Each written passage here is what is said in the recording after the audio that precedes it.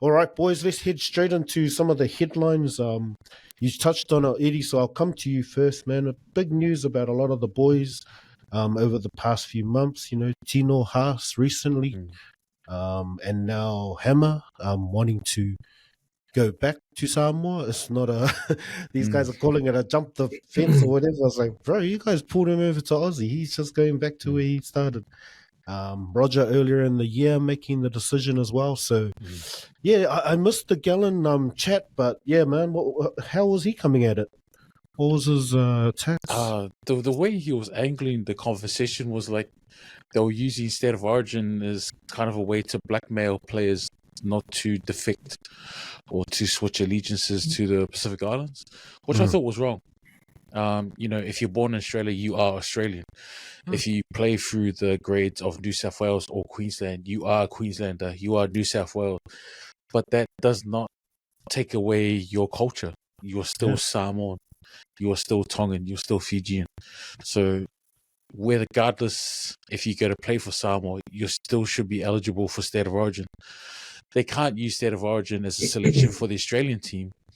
I mean, what about the other states? What about players that come from other countries, you know, prior to 13? So it's a real one-way street. Like, we never complain when players leave Toa Samoa. Like, we're bummed out about it, but we never complain because regardless if they're playing in a Toa Samoa jersey or a Kangaroos jersey or a Kiwis jersey, they are still Samoan. They are still Polynesian. They are still Tongan. And we always celebrate that as a culture.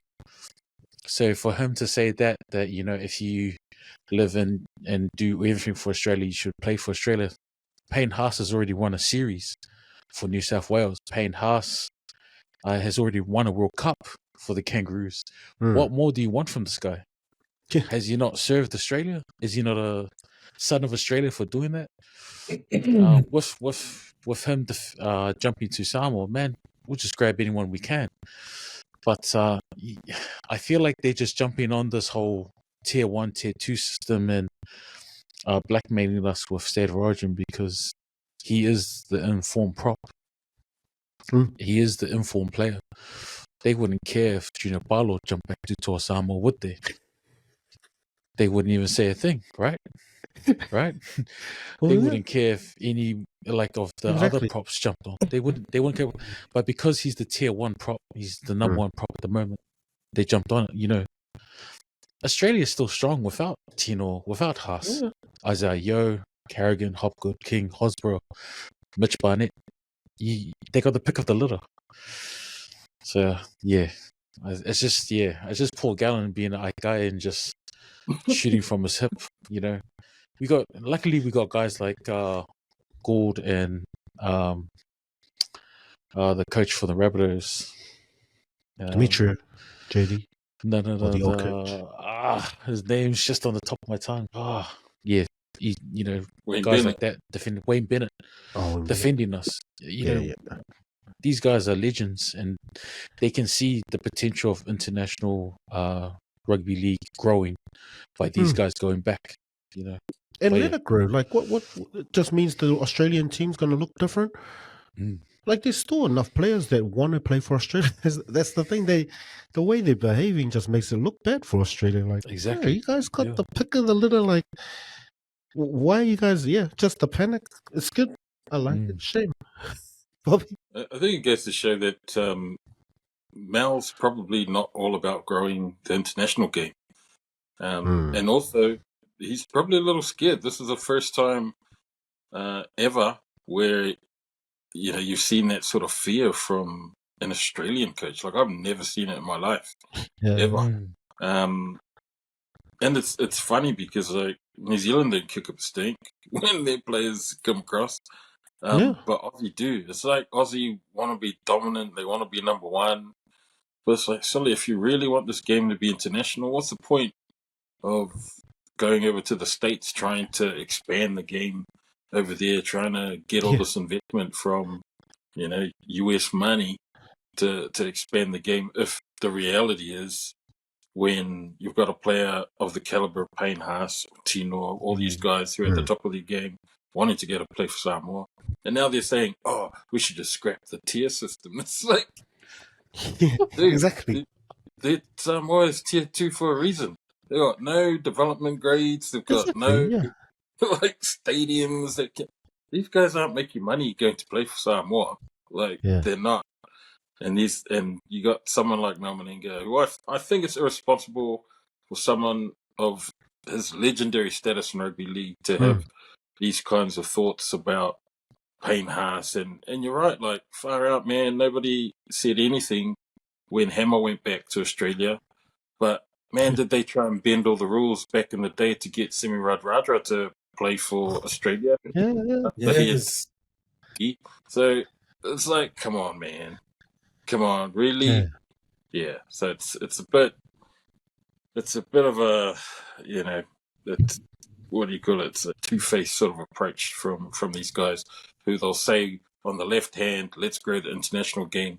We're really on the right hand, they're trying to nut punt boys who are trying to leave because they want to play for their heritage. And I mean, these guys don't understand that islanders, whether they're born in Australia or born in New Zealand or born in America or wherever, they're always going to identify as being Samoan or Tongan or the island of their heritage. So, I heard Willie Mason come out before. He was going on about how, that there's limited time because, their grandparent has to be born in the islands. And so there's a limited time for these players to sort of switch over. And I was like, well, actually, even if they were born in Australia, but then they decide to just switch their allegiance to Samoa after the fact, they might still want to play for Samoa and have a 1 or 2 year stand down or whatever the rule is around standing down in the that doesn't really apply. But I think Willie Mason he's like, they've only got until this generation, and then the next generation coming up, they're not going to have grandparents, so let the boys do it then. I was thinking, hey,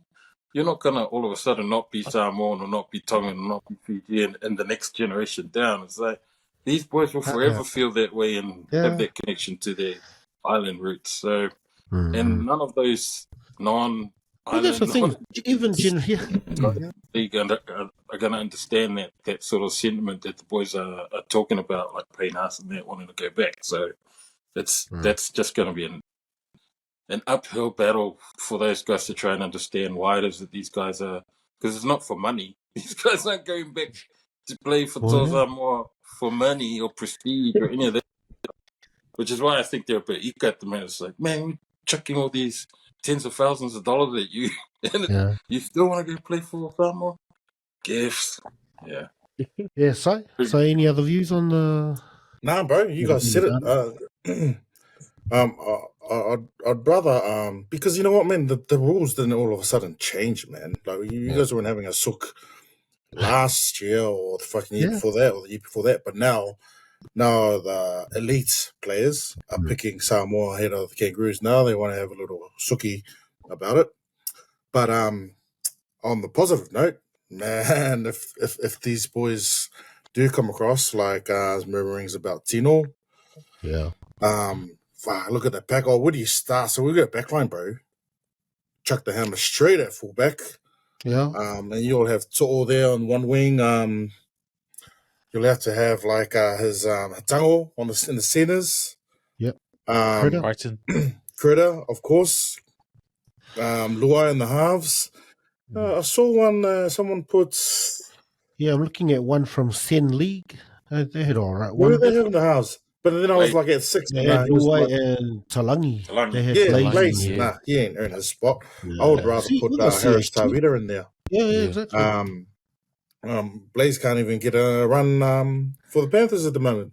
And then the forward pack, which and I know our Konga brothers are pretty stacked, but if you're talking about elite players in their position, you can't go past Tino and Haas. But like I think the similar team that I saw times, they had Ucho Kamanu there.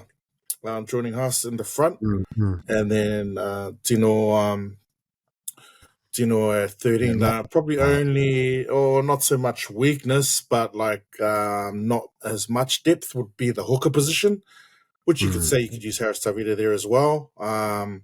People just put Jazz in there. Jazz, I think, was a lot to do with his early time in Toa, but I just remember him being real guy every time he played for the Toa, bringing his early Warriors figure. But maybe he's a bit mellowed out now, Jazz? And he's actually sewn up the number 9 spot for Manly. So yeah, I could roll with him. And we got second rows for days, man. Sua, whoever else is having war, man.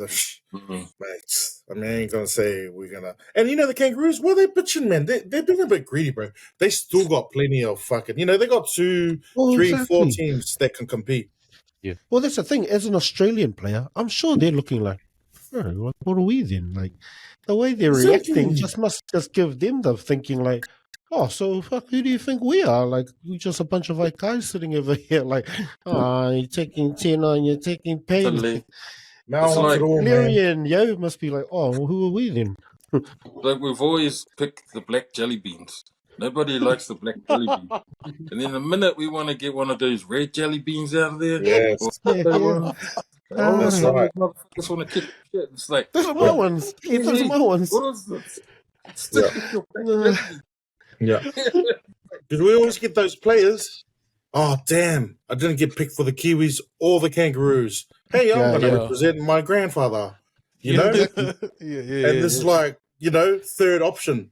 But now the Toa and now the Tongan side are getting, and you know what? You go back to Tomalolo and you go back to Waifuskama from the Shark. Fafita, who made it their first choice. And now what we're seeing now with the Penrith boys that they did a couple of years ago, we're starting to see guys that's their first choice from elite players who are one of the best in their position in the NRL. And now all these mofos are having a little cry. It's in the rules. They're choosing. It's not because of money or anything. It's like actual pride in the jersey, and that's what you can't buy, bro. And that's the beauty of it, man. And that's what they're realizing, like, oh man, 60% of our game, and now these guys are choosing to play for their heritage. That's like that show part on Ants where the cockroaches are, man, as soon as these guys realize their numbers, we're in trouble. Yo. And like you even got like Danai, Sua, May, Tavaga, Leilua, Maju, Leota. Oh, yeah. Yeah, there's heaps. Talangi, Linu, Law. I just like the whoever's talking to them. Because Roger was saying, even like when Roger got asked to come over, he was saying it was like the boys just came and talked to him like, we could start something great. And they were talking about what they saw Tonga do. So when you hear them talking like that, it's like, this is cool, man. Like how they're just recruiting, like, oh, you sure you want to play for Australia again? Like, actually, Chewy. If you can remember the World Cup final, at the end of that World Cup final, and in the Samoa changing rooms, I saw Tino in there. Oh, that's right. Yeah. Like he was with the Toa Samoa boys after they had just won a World Cup. And he wasn't in the Australian dressing room. Tino was with the Samoan boys, and I was like, hey. He must have been feeling the fever, eh? Kukusa changing rooms, mate. It's dry. We just won, but it's dry in there, man. All the boys in Samoa changing room like, Sule, you guys doing a parade for your win or what? Look at my video from Otara from overseas, bro. My cousins, they just said this. They were probably wondering, why is the Samoan changing room so loud, like they won? I was like, I'm so happy we came and competed with these guys in the final. First time in the final. Dude, what are you doing here? Oh, they still got power rates in the changing room. They haven't brought out any beers. Nathan Cleary, come play for Toa. So but even we got Harris Tavita, Mariner, and Whangalongo as well. Like it's not just having the best team. We got stack support. You try him at the depth is so good. Yeah, another 14 as well. Yeah, Whangalongo at 9 would be crack up. Awesome, nice boys. Good to clear the air on that. Yeah, hopefully nothing changes. Like we're always probably going to have this conversation every year. They see more and more boys defecting. And they got silly arguments. Some of them are like, "Oh, we could play for Scotland." Like, Seki, go play for Scotland with all your pride in your jersey. It's just random arguments that are brought up. All right, nice boys. I mentioned it in my Kaya Kele, just the knee jerk and just some of those bunker calls. They seem to get it right, but I don't know how much of an effect did it have on some of those games over the weekend. What you guys saw? Yeah, some of the rule interpretations are quite heavy for one game, and then the next game is totally different. You can't really put a standard across all the games and say this clarifies as a sin bin, this doesn't. Yeah. I reckon they should give the power back to the ref. Let the ref decide, just like they do in soccer, where the ref goes to the sideline, has a look at the camera, and he decides, because some of the players were sliding or slipping into the tackles. Yeah, they're dropping, There's one against Payne Haas. He got penalized for a player that fell onto his forearm. You know, maybe I'm biased because I'm a Broncos fan, but there needs to be, like, the refs need to take charge, not the bunker. Sometimes the refs, because they're on there, they can see everything. Give them the camera angles, let them decide. Because the bunker, they're sitting in a room. You know, they only see the camera angles. They're not live on the air, and sometimes the camera misses what the ref sees. So I reckon give the power back to the ref. Let him decide. Let him be judge, jury, and executioner on the field. That's fair. Yeah, I don't know if it's just how they're trying to do it, and they just keep trying to find a different, or just something else in the game that they try and rule out. It was just pretty obvious. Like, hopefully they're going to calm down on it. It's just they need like you're saying, it's not a giver. I was just going to say that, you've seen this kind of enforcement of head contacts in rugby union really put the brakes on that sort of flow in rugby union. And, guys that have milliseconds to react and can't, those guys are getting sin bin in rugby union, and all sorts of things are being impacted in rugby union games. And to the point where now guys don't sort of run in to make super big collision tackles because of the risk of them getting sent off. And it's kind of made the game evolve a bit so that, yes, it's more safe, I suppose. But now it's like, it's crazy now with rugby league, because now I'm hearing the refs using rugby union type dialogue and lingo when they're, moderate force, medium force, no mitigation. I was like, this sounds like rugby union ref. What is this guy talking about? And that's it's on report 10 minutes. But I was like, oh no, I don't want rugby league to go the route that rugby union went, where it just completely, like, the game had to evolve and you've seen how it is now. It's like, I think rugby union's a lesser product than it was 10 years ago. Look at the World Cup, the last World Cup final for union. Yeah, absolutely. Like, yes, it's heaps safer, but as an entertainment sort of thing to watch, it's like, I'd rather watch a game of rugby league any day of the week than watch a rugby union game. That's me. But, they need to sort it out there. Yeah, I thought it was over compensated for it wasn't as bad as a couple of weeks ago, where a lot of I think it should be standard. The obvious ones, if they're coming in aggressive and it's high, that's a sin bin all day.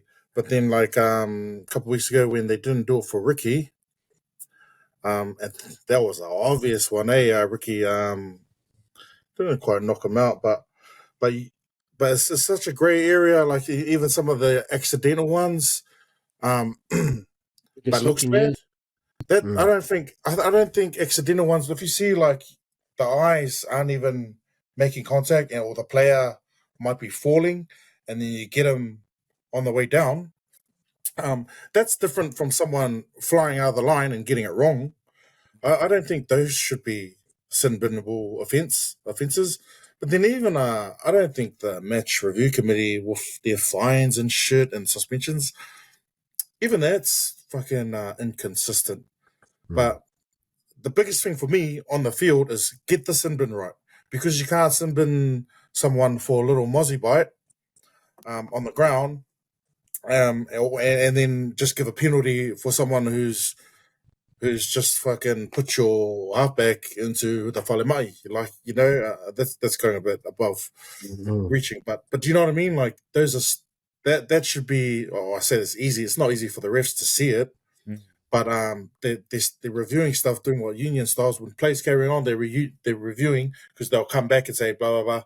Yeah. And so this week, at the start, like Thursday, Friday, I thought they did it was a bit heavy-handed, sending people off for things that I didn't think was sin binable things, because that's huge, man. But I think 10 minutes. Sin bin should be reserved for ulukae ones, like the blatant you're coming in ones. aggressive. Yeah. What do they say? They're sort of careless or from the wording around it. But then there's a lot of ones that are just people don't mean to, and accidents will happen in contact sport. But there's some refs will be that's black and white contact with the head. Like, fuck, come on, man, where's the consistency? And I think that's the bottom line. Consistency. People want consistency. They're not really getting it right at the moment. I thought by Sunday it was okay. By the time that last game, Knights and against the Doggies. But yeah, bro, it will be a fucking issue all year if they don't get the consistency right. Yeah, it just depends on what they focus on. Because, like, over the weekend also, I saw a few, there's just tackles that are hip drop-ish. So it's kind of stuff, the players are... don't bring that up again. But I mean, the players learn how to adjust, and, they change their technique.